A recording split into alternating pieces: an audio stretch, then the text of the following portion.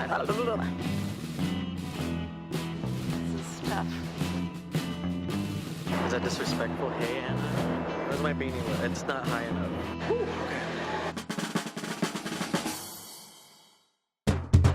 Hey, Anna, what do you think of Rihanna's style? I can never get enough of Rihanna's style. The two opportunities beyond the cover shoots that we've done with Rihanna that I was able to work with her closely was the time that she performed at the Met. And then this past year, when she was a co-chair, she asked John Galliano to design a look which was an homage to the Catholic Church. And she had the look that she wore on the red carpet made in 3 different fabrics. She had it made in cream, she had it made in gray, and she had it made in black. Each one was completely finished, completely perfect, and there was a papal tiara made to go with it. So it was obviously an homage to the Holy Father. Whether the Catholic Church saw it that way, I'm not so sure.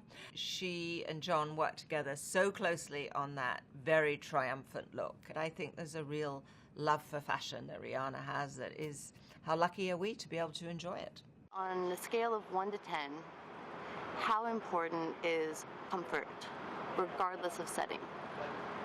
Women everywhere are asking for comfort, very understandably. I remember years ago it used to be that women would wear sneakers on the subway or walking to work, and then immediately would get into the office and go into their bags and bring out their high heels, and that obviously is no longer the case. There's sneakers everywhere. Everything on the runway is grounded today. It's grounded by a cowboy boot or a flat sandal. I mean, if you want to take it to the furthest degree, I was so thrilled when we saw the Chanel show in Paris this past October, and Carl took us back to a childhood memory, which was this island that he used to go to when he was apparently 8 years old. We walked into the Grand Palais, and he had recreated a beach, and the water was rolling up, next to our front row seats. And when the girls came down, they were walking barefoot. And to me, particularly at that one moment when we had all been sitting through, horror-struck, the Kavanaugh hearings,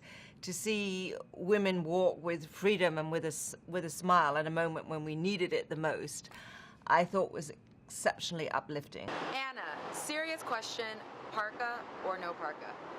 Of course, parka's great. My question is, what are the 5 basic pieces that I should definitely have in my closet? It's very important if you're a woman on the go, a woman with a busy job, and you don't want to make too many mistakes. It's great to have a basic sweater, a basic pant or a skirt, a basic coat, maybe a shoe that you just love, whether it's a sneaker or a flat or whatever it may be. But also very important to have one piece that is really fun and different and just makes you feel great about yourself. If it's within the budget, is to look for an incredible piece of jewelry, because to me that's the most uplifting thing a woman can own. Hey Anna, I have a black tie event coming up. What should I wear? Black tie events seem to make people terrified.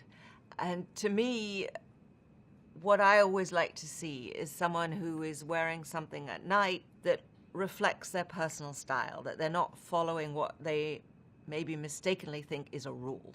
Don't wear a boring sequin dress or a debutante-style dress just because you feel you should. I get the most pleasure and the most excitement, and I think the person who's wearing it does as well, when I look at a woman who's wearing something that I feel looks just like her. I mean, I love the way that Cara Delevingne dresses, the fact that she wore a morning suit to the latest royal wedding and looked incredible with a top hat. I mean, to me, that was a pure joy to see. And she's always either in super short or a pantsuit, which is exactly what the designers are showing on the runway right now. And she always dresses for herself. I don't feel that she's ever looking out of character or out of step with who she is. So Anna, I'm wondering, who is your favorite model? I couldn't possibly choose one. Too many that are fabulous. What do you think separates art and fashion? And what do you think unites art and fashion? Well, there's a lot of bad art and there's a lot of bad fashion, so I would say that unites them. I think that art and fashion can come together, and they can be also completely separate. And fashion can be utilitarian and practical and about keeping you warm or do sport in or whatever it may be. And that's not saying that it isn't unimportant or not useful or not fashionable, but maybe it doesn't need to be in a museum. And then you have great designers who are thinking much more about fashion in a cultural context or a political context or in some kind of reflection of the world that we're living. That is fashion on a different level. It's created often by hand. It's created with a statement in mind. And then I think fashion can be equally interesting and equally important when it's being subversive. There's a young designer here in New York, Pierre Moss, who took his audiences to the historic community of Weeksville in Brooklyn, which is where freed slaves were given a refuge. So that, in a way, was fashion as a political statement.